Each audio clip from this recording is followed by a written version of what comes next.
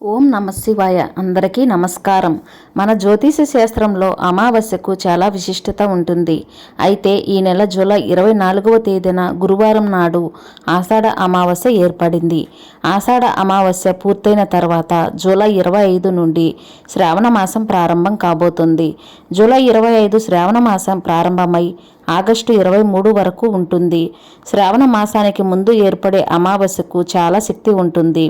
July 24 ఆషాఢ అమావాస్య రోజున కొన్ని నియమాలను పాటిస్తే మీ కుటుంబంలో సుఖ సంతోషాలు సమృద్ధిగా వెల్లువిరుస్తాయి. ఈ ఆషాఢ అమావాస్యతో ఆషాఢ మాసం ముగిసిపోతుంది. కాబట్టి ఈ ఆషాఢ అమావాస్య రోజున తప్పనిసరిగా లక్ష్మీదేవిని పూజించండి. ఈ అమావాస్య రోజున లక్ష్మీదేవిని పూజించిన వారికి లక్ష్మీ కటాక్షం ఖచ్చితంగా లభిస్తుంది.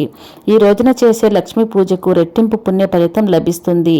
కాబట్టి ఈ ఆషాఢ అమావాస్య రోజున ప్రతి ఒక్కరూ తలస్నానం చేసి మీ పూజ గదిలో ఉన్న లక్ష్మీదేవి చిత్రపటం ముందు 5 ఒత్తులతో దీపం వెలిగించండి. మీ ఇంటిపై ఎల్లవేళలా లక్ష్మీ కటాక్షం ఉంటుంది. ఆకస్మిక ధనలాభాలు చేకూరుతాయి. ముందుగా ఈ అమావాస్య నాడు ఇల్లంతా పసుపు నీళ్లు చల్లుకోండి. మీ ఇంట్లో ఉన్న చెడు శక్తులన్నీ నశిస్తాయి. ఇక అన్నిటికన్నా ముఖ్యంగా అమావాస్య నాడు గుమ్మడికాయలు కట్టుకుంటే మీ ఇంటికి చాలా మంచిది. లక్ష్మీ స్వరూపమైన గుమ్మడికాయని తెచ్చుకొని గుమ్మడికాయకు కుంకుమ బొట్లు పెట్టి ఇంటి గుమ్మానికి కట్టుకొని ధూపం వేయండి. అమావాస్య రోజున గుమ్మడికాయ కడితే కాలభైరవుడు మీ ఇంటిని రక్షిస్తాడు. అమావాస్య రోజున గుమ్మడికాయ కడితే మీ ఇంట్లో లక్ష్మీదేవి తాండవిస్తుంది. ఇక మీ ఇల్లంతా సంపదలతో నిండిపోతుంది.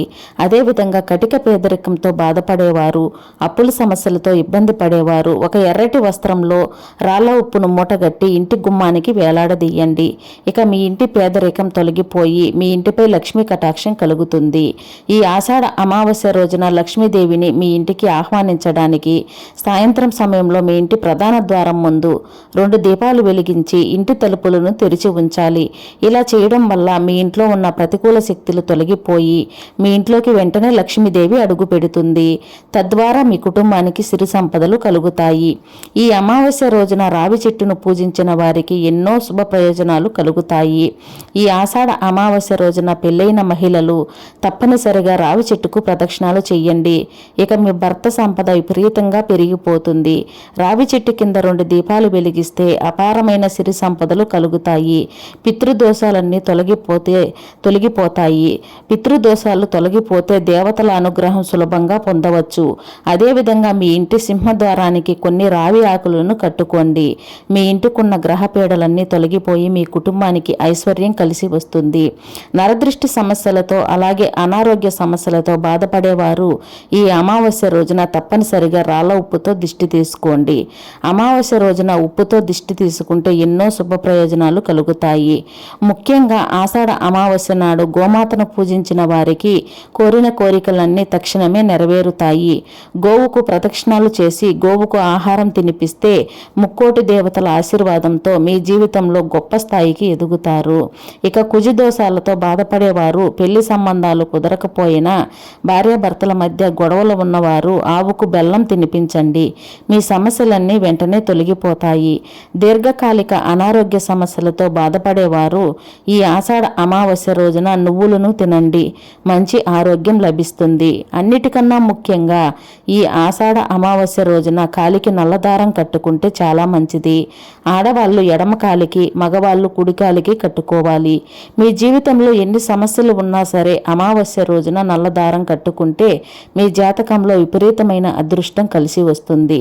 కాబట్టి అమావాస్య రోజున ప్రతి ఒక్కరూ కాలికి నల్లదారాన్ని కట్టుకోండి. అదేవిధంగా అమావాస్య కాకికి ఆహారం పెడితే చాలా మంచిది. 7 తరాల ఐశ్వర్యం మీ కుటుంబానికి కలుగుతుంది. అలాగే ఈ అమావాస్య రోజున తప్పనిసరిగా ఇల్లంతా సాంబ్రాణి పొగను వేసుకోండి. మీ ఇంట్లో ఉన్న నెగిటివ్ ఎనర్జీ మొత్తం తొలగిపోతుంది.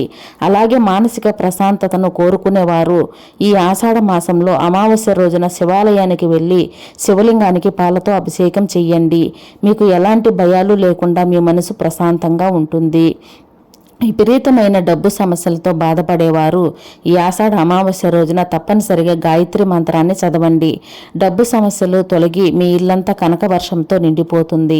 అమ్మవారికి ప్రీతికరమైన ఈ ఆషాఢ అమావాస్య నాడు ఏదైనా అమ్మవారి దేవాలయానికి వెళ్ళి పెరుగన్నాన్ని నైవేద్యంగా సమర్పించండి. మీ సమస్యలన్నీ వెంటనే తీరిపోతాయి. అలాగే అమ్మవారికి నిమ్మకాయ దండను సమర్పిస్తే మీ ఇంటి శ్రేయస్సు మెరుగుపడుతుంది. మన హిందూ సాంప్రదాయాల్లో బీరువాను లక్ష్మీదేవితో పోలుస్తారు.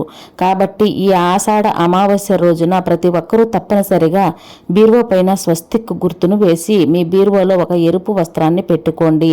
ఇక మీ ఇంట్లో లక్ష్మీదేవి స్థిర నివాసం ఉంటుంది. ఆషాఢ అమావాస్య నాడు బియ్యము, గోధుమలు, అలాగే చీపురు ఈ 3 వస్తువులు కొనకూడదు. అమావాస్య రోజున ఉదయం స్నానం చేసేటప్పుడు నీటిలో పసుపు వేసుకుని స్నానం చేయండి. జాతక దోషాలన్నీ త్వరగా తొలగిపోతాయి. అమావాస్య రోజున ప్రతి ఒక్కరూ స్నానం చేయాలి. తలస్నానం తప్పకుండా చేయాలి. అమావాస్య రోజున తలస్నానం చేయకపోతే మిమ్మల్ని దురదృష్టం వెంటాడుతుంది. ఇక ఈ ఆషాఢ అమావాస్య నాడు ఎట్టి పరిస్థితుల్లోనూ తలకి నూనె రాయకూడదు. ఆషాఢ అమావాస్య నాడు మధ్యాహ్న సమయంలో నిద్రపోకూడదు. అలాగే భార్యాభర్తలు దూరంగా ఉండాలి. అమావాస్య రోజున మాంసాహారాన్ని తినకూడదు. అలాగే కొత్త వస్త్రాలను ధరించకూడదు. కొత్త పనులు కూడా ప్రారంభించకూడదు. అమావాస్య రోజున గడ్డం తీసుకోకూడదు. అలాగే జుట్టు కూడా కత్తిరించుకోకూడదు. గోళ్లు కత్తిరించడం చేయకూడదు. అమావాస్య నాడు పొరపాటును కూడా నలుపు రంగు వస్త్రాలు ధరించకూడదు. అమావాస్య రోజున కోపం తెచ్చుకోకూడదు. అలాగే ఇతరులతో గొడవ పడకూడదు. ఇక అమావాస్య రోజున రాత్రి సమయంలో చిన్న పిల్లలను బయటకు తీసుకురాకూడదు. లేదంటే చెడు శక్తులు ఆకర్షిస్తాయి. అమావాస్య రోజున దూర ప్రయాణాలు చేయకండి. మీ పనుల్లో ఆటంకాలు ఏర్పడతాయి. ఈ రోజున పుణ్య నదుల్లో స్నానం చేస్తే విశేషమైన పుణ్య ఫలితం లభిస్తుంది. అలాగే పేదలకు దానం చేస్తే మీ పూర్వీకులు ప్రసన్నులై వారి ఆశీస్సులు మీ కుటుంబంపై ఎల్లవేళలా ఉంటాయి. అదేవిధంగా ఈ అమావాస్య నాడు మీ పూర్వీకులకు తర్పణాలు వదలడం, పిండ ప్రదానాలు చేయడం ద్వారా పితృదోషాలు మోక్షం లభిస్తుందని విశ్వాసం. అమావాస్యను పితృదేవతలకు అంకితం చేస్తారు. ఈ పవిత్రమైన అమావాస్య నాడు పితృదేవతలను పూజిస్తే మీ 7 తరాల వారికి ఎలాంటి సమస్యలు ఏర్పడకుండా ఉంటాయి.